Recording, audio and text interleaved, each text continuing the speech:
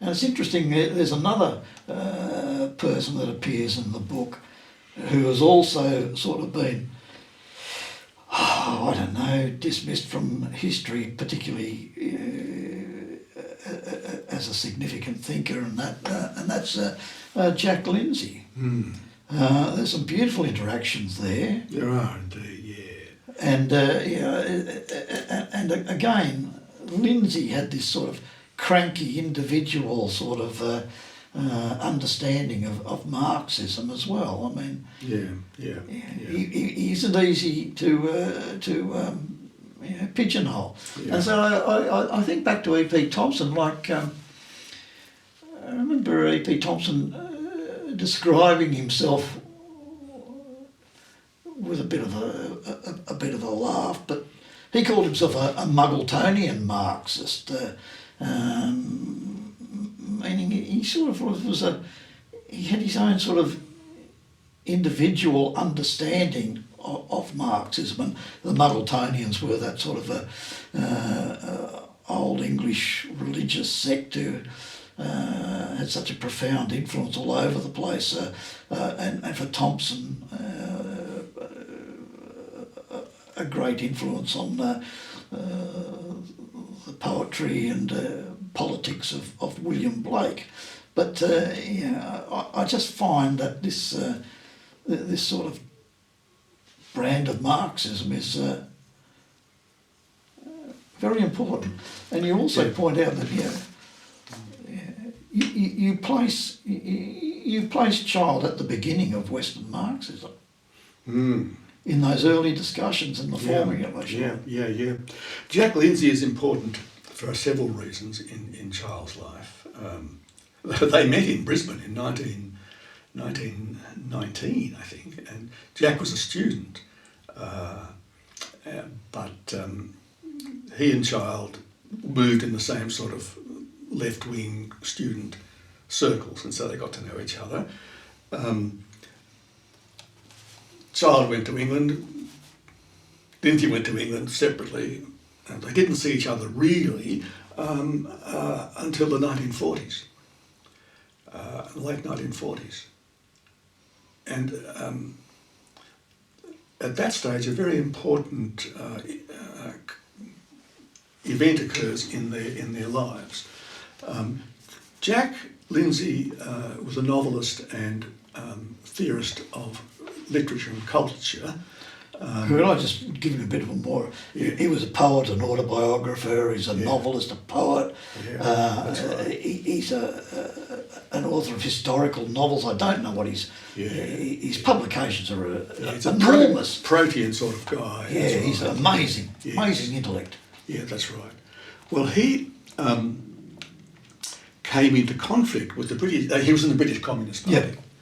And he came into conflict with the British Party over his views on how culture should be handled and understood by communist cultural people, workers, artists, writers and so on.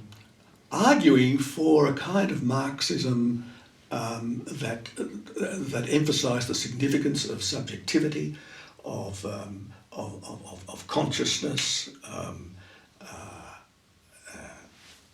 as against the kind of mechanical Marxism about economic laws and the changes in the mode of production and so on. And he was called, the Communist Party had a cultural committee, and he was called to answer for his views. He'd written a paper and circulated, and so the big cultural bigwigs in the Communist Party gathered to fry him. And Childe was invited by Jack Lindsay to come along. Now, he had to be invited because Childe was not a member of the Communist Party, but he'd been very close to the Communist Party's literary and cultural and political activities. Yeah. So he was allowed to come. And in this meeting, Jack Lindsay presented his thesis. He quoted from works that from Childe's works to support this point of view, and that was that. I mean, the only person in the room to support Lindsay was E.P. Thompson. Yep. Yeah. So And some of the ideas that Jack Lindsay via Childe liberated at that time yes, turn up attributed in the end to yes. EP. I mean, these are new left ideas. That's right, yeah, yes. I love that bit, I love that These bit. are the ideas of the 1970s, left of the 1970s. Not denigrating EP, but But Childe and Jack Lindsay were making these points, back in the 1940s and 50s, early 50s. So yeah, Jack was a very significant person in Gordon Childe's life. He's one of the few people, incidentally, who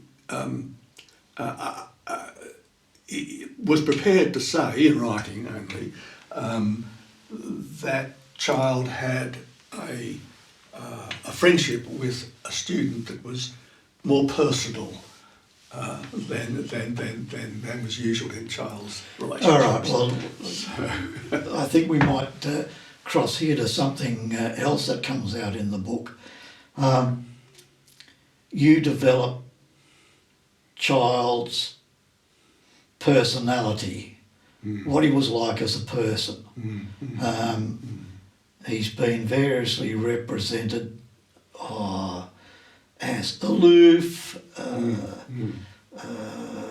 unsocial, etc. You present a much more lively and complex person. Do you want to say something about that? Because this is where it... I think this is unique in the stories that we know about Childe. The book says something different about Childe. That's exactly in this right. area. Although, I mean, I don't want to suggest that Childe wasn't a reserved person and that he was sometimes unhappy in company, awkward. And he himself was very much aware of this. And at one stage he got drunk with his good friend Crawford and told Crawford that he was worried that he had an inferiority complex. Who's Crawford? Crawford's a very famous British archaeologist who pioneered aerial archaeology Right. in Britain. Very good friend, both Marxists. Yep. Yes, so Childe thought, in fact, he said several times, in fact, that he was introverted, that he had an inferiority complex, that he had to take long walks for his mental health. I mean, there's all kinds of clues about the man worrying about his personality and how it has developed. But there's no doubt that he had another side to him, which was very congenial.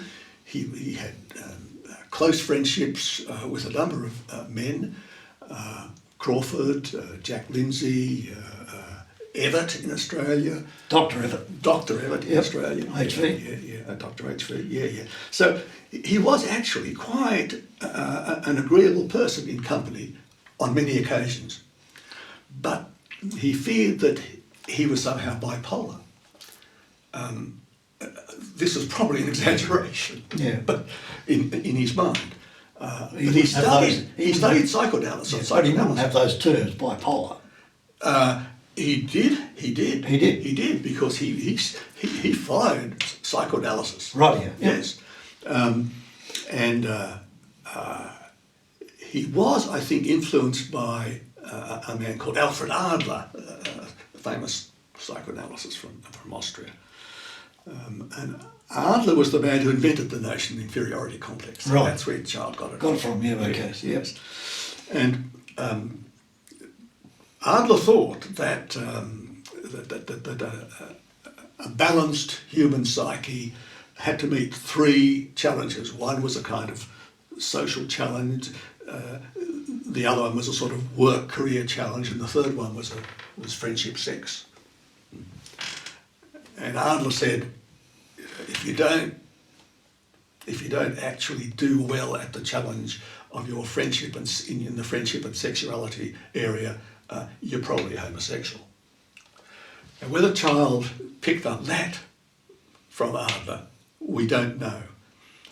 But there isn't any doubt that Childe was attracted to men.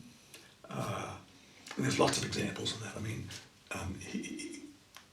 there was a man in Australia called Percy Stevenson, Yep. whom Childe taught when Percy was about 17. Very handsome Percy, footballer, blonde hair, and they exchanged quite intimate letters.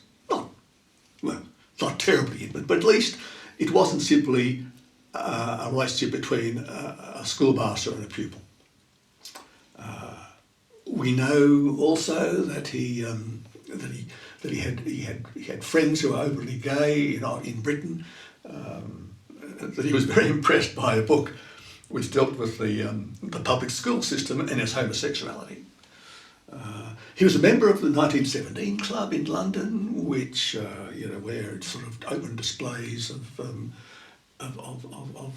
homosexuality and so on, bisexuality were permitted. But we don't have any evidence that he had a homosexual lifestyle in the sense that we would know it today, or that he had any particular male friend.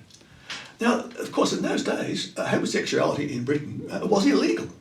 And a totally criminal offence. Yeah, it was a criminal offence.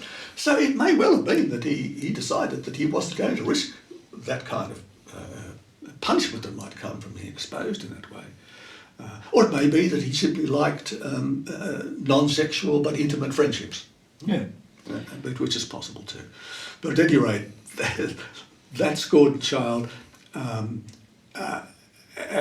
as a closet gay, if you like, which I don't think anybody has said publicly before. Yeah, well, I mean, that's one of the great, fleshing out Childe as a much fuller human being than we've had before, I think is one of the significant contributions of your book. And I think it's very well done, because you produce this more sort of social and fuller, and even torture being. I think it's very well done. I think he learned to rely on alcohol very early on to get through these phases of and these difficulties, depressions and so on. And accounts of Childe's life often refer to his love of drink, and he himself refers to it quite frequently. Yeah, I haven't been drunk since last week or something. Yeah. He says in a letter. And I find it interesting for a person who must have made a lot of money in his life. He ended up not much, £50,000, I think. How much? I forgot the exact figure, £3,000 or £5,000. Yeah, so he ends up without an incredible Well, he did wealth there. Yeah. So I'm just saying, he spent his money. He didn't. He spent his money. He stayed in plush hotels. He stayed. Thank you. I think that's what I was sort of getting at. But he used his money, which was a considerable wealth. I mean, the royalties from his books. The royalties and that. I mean, the royalties must have been extraordinary in many ways. I mean, and he had his teaching jobs, his archaeology jobs and stuff like that. I mean, so he did spend his money, and it was in a social, enjoyable way. Yep. And we don't get that previously, I don't think. We do know from previous books he loved fast cars. He had a number of very fast cars. Right. I mean, Bentleys and so on. Or posh cars.